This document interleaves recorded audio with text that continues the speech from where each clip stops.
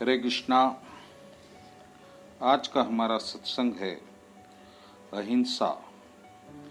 अहिंसा क्या है और भगवान के प्राप्ति के लिए अहिंसा कितनी महत्वपूर्ण है और हमारे सामान्य जीवन के लिए भी अहिंसा कितनी महत्वपूर्ण है, इसके बारे में ही आज हम चर्चा करेंगे। तो भक्तगणों, जो अहिंसा का अर्थ निकाला जाता है सामान्य तौर पर, वह यह है कि आप सीधा सरल जीवन व्यतीत करें, लड़ाई झगड़े से दूर रहे, मांस मच्छी शराब व्यसनों से दूर रहे, किसी को अपने वाणी से कष्ट ना दे, अपशब्द ना कहे, इसी को हम अहिंसा मानते हैं। लेकिन अगर आप व्यापक दृष्टि से देखेंगे तो अहिंसा बहुत बड़ी चीज है, उसका महत्व बहुत ज्यादा है। तो आप देखिए कि आप जो क्रोध करते हैं, तो क्रोध आप जब करते हैं तो एक बहुत बड़ी हिंसा हो रही है। उसके तरफ जिसके तरफ आप क्रोध कर रहे हैं, और फिर अपने खुद के तरफ, क्योंकि आप खुद को भी दूषित कर रहे हैं, यह भी एक हिंसा है। और जब आप बहुत वासनामय हो जाते हैं और वासना तृप्ति के लिए आप हर मर्यादा का उल्लंघन करते हैं, वह भी एक हिंसा है। और जब आप लोभ में आ जाते हैं और अनैतिक ढंग से धन का संग्रह करते हैं, वह भी एक बहुत बड़ी हिंसा है, क्योंकि आप दूसरों को उनके धन के हक से वंचित कर रहे हैं। इस प्रकार से हमारे शरीर मन वचन कर्म से नाना हिंसाएं होती है।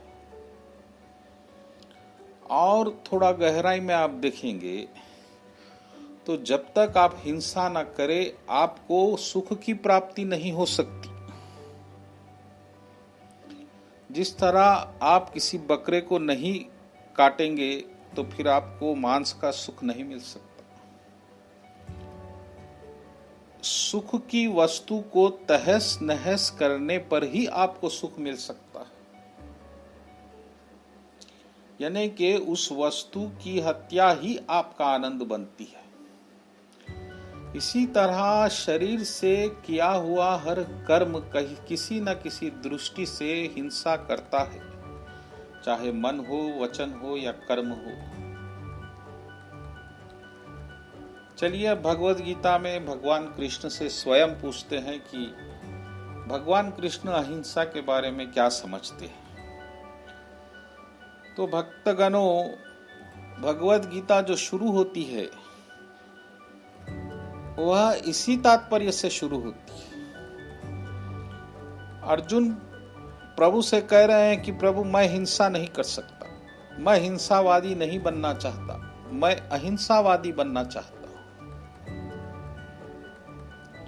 मैं इस राज्य के छोटे से, भूमि के छोटे से टुकड़े के लिए भाई बंधुओं को नहीं मार सकता, सगे संबंधियों को नहीं मार सकता, जो मेरे पूजनीय तुल्य है, गुरुदेव, दादाजी, इनको भी मैं नहीं मार सकता। इसलिए प्रभु, मैं ये युद्ध नहीं कर सकता, क्योंकि मैं अहिंसावादी बनना चाहता हूं। मुझे इनकी हत्या करने से श्रेष्ठ यही दिखता है कि मैं भिक्षा मांगकर जीऊं और सन्यासी बन जाऊं। ऐसी ही अहिंसा को हम मानते हैं।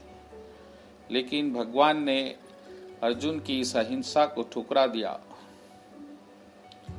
कृष्ण ने कहा कि अर्जुन, ये तुम्हारा जो तुच्छ भाव है, यह मात्र मोहवश, ये अहिंसा नहीं है।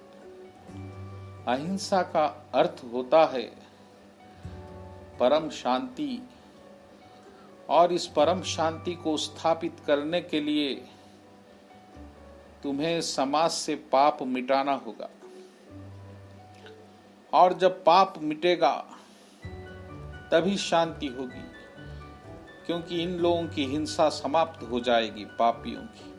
और उस पाप को हटाने के लिए पापियों को हटाना आवश्यक है। इसीलिए इस हिंसा का होना अनिवार्य है, और यही परम अहिंसा है। ये तो भगवान का पहला तर्क था।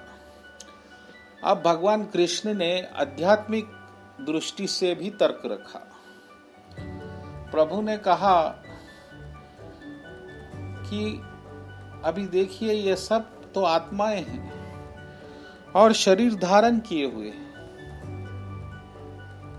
और अगर युद्ध में किसी का शरीर छूटता है तो उसे तुरंत ही दूसरे देह की प्राप्ति हो जाएगी, दूसरे शरीर की प्राप्ति हो जाएगी, और आत्मा तो मरती ही नहीं। तो फिर अर्जुन, किस बात की आपको चिंता है, किस बात का शोक है?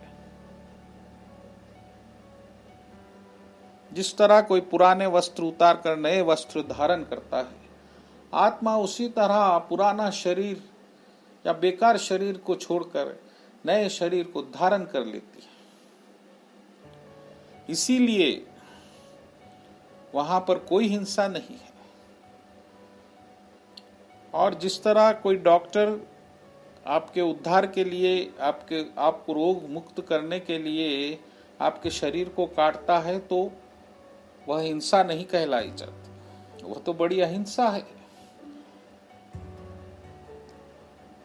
इसी तरह भगवान कृष्ण ने दूसरा तर्क रखा कि आत्मा ना तो मरती है, न कोई उसे मार सकता है, तो फिर हिंसा कहाँ हो रही है?